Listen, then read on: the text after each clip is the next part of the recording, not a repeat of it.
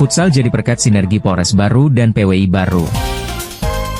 Suasana penuh keakraban mewarnai Gedung Sport Center Baru, Jumat 10 Oktober 2025, ketika Polres Baru bersama Persatuan Wartawan Indonesia, PWI, Kabupaten Baru menggelar laga futsal persahabatan. Kegiatan ini menjadi simbol kemitraan strategis antara aparat kepolisian dan insan pers di Baru.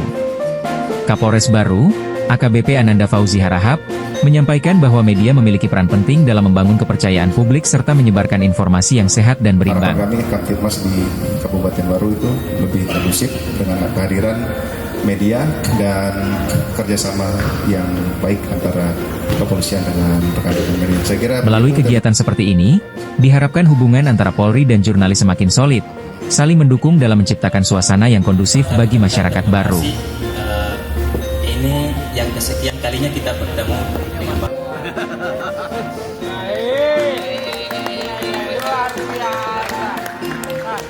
Dari Gedung Sport Center Baru, Alil IG Radio mengabarkan.